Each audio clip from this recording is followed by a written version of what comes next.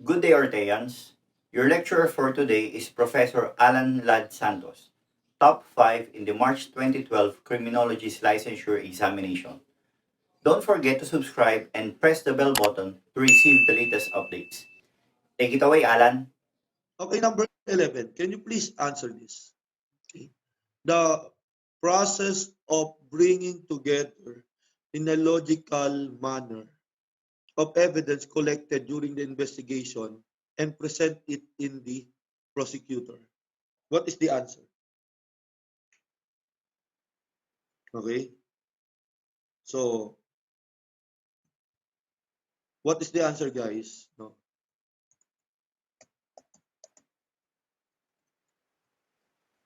Okay, sabi ni John, that is letter B. Okay. Okay, sabi ni John, letter B, sabi ni Dong, letter A. So what is the answer? The answer, guys, is case preparation. Okay? So take note of that. In preparing the case, important yan yung tinatawag natin reports, no? Police reports. So please remember it. No? So when you say about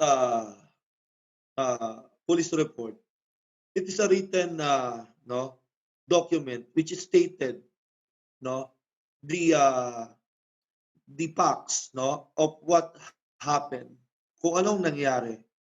Okay? I want you to remember, guys, in case preparation, very important yung tinatawag natin spot report. Okay? Na tinatawag din siyang initial report. It can also be called initial report. Ang spot report, guys, should be submitted. Should be submitted within 24 hours. Okay? 24 hours. But in the recent, hindi ko lang alam kung binababaguhin sa board. In the recent, meron tayong PNP memo that the spot report should be submitted 12 hours upon the commission of the crime. Okay? 12 hours upon the commission of the crime. So, I want you to remember that. So, much better kung ang sagot is 12 kasi yun ang updated 12 hours upon commission of the crime, the spot report should be submitted. Okay? Spot report should be submitted. So marami pang documents, like for example, final report, referral slip, okay, affidavit of arrest, affidavit of investigator. Ang pinakamahalaga dito sa mga report na dapat it incorporates the 6 cardinal rules, okay? The 6 cardinal points, points of investigation. Okay? Ano yung 6 cardinal points of investigation? What is the crime committed? What is the crime committed? Okay? Anong nangyaring krimen? Okay? Dapat, alam mo, okay, you can differentiate kung you can analyze. Kaya pinag-aaralan din natin sa CDIE, batas, Because pag naging investigator kayo, dapat alam nyo kung anong ikakaso nyo para hindi yan mapababa or ma-dismiss pa ng prosecutor.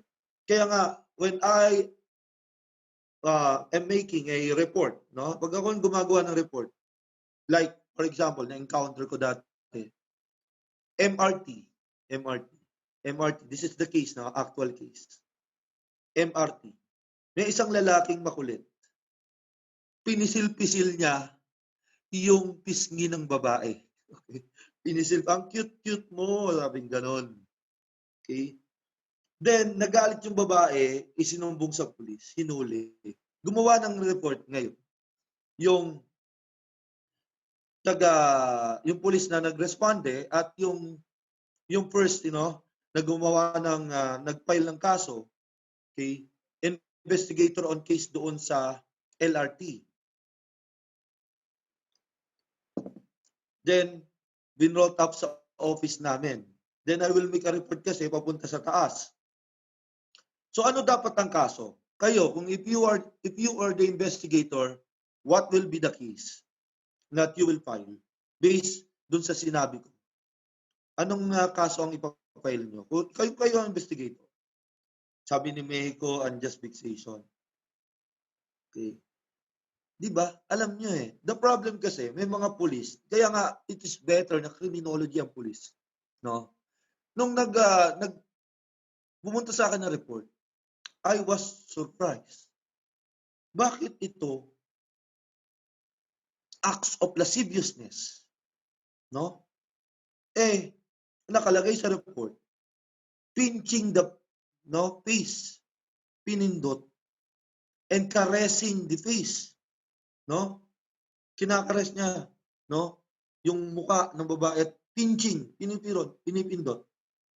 So that sabi ko do sa binalik ko yung report. That is not a case of acts of lasciviousness because yung face o yung mukha is not a private part of the victim, di ba? So binalik ko. Dapat if you are the investigator or kapag ikaw ay naging pulis, dapat alam mo kung anong kinumit na krimen. Okay. What is the crime committed? You know how to differentiate robbery and theft, murder and homicide, and other crimes. Grave coercion, grave threat, and robbery.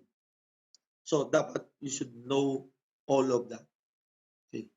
So yun ang una, what is the crime committed? And then next, when was the crime committed? Okay? It pertains to the time. Hindi hinihingi ang exact time. But what is the importance of that? Determination of the time, maraming factors yan para malaman. Maaring ang time ay lalong makakapagpatibay or makakabuwag ng kaso. So, approximate time. Kasi, especially if yung tinatawag natin na the accused, ang kanyang defense, yung tinatawag nating defense of alibi. Okay? Yung tinatawag nating defense of alibi. So, very important kung kailan na-commit yung krimen, para ma-establish yung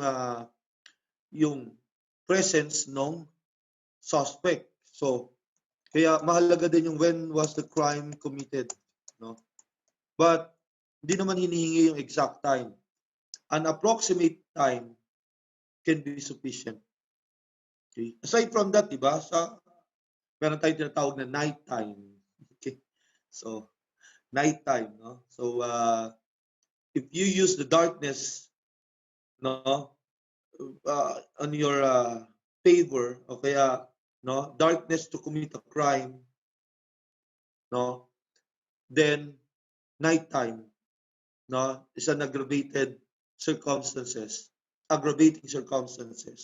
So, please remember that. Okay? So guys, if you have a question, don't hesitate to comment.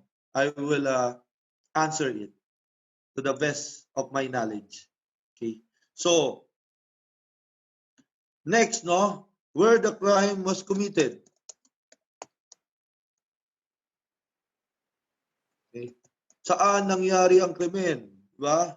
So, very important yan kung saan ka magpa-file ng case. Initiation of criminal action. Saan mo ipa-file ang case? There is what you call jurisdiction. Jurisdiction, is the authority of the court, to try and decide and punish an offense, diba? That is jurisdiction. Okay? Meron tayong jurisdiction over the subject matter. Meron tayong tinatawag na jurisdiction over the person of the accused and jurisdiction over the territory. So, hindi pwede ang crime committed,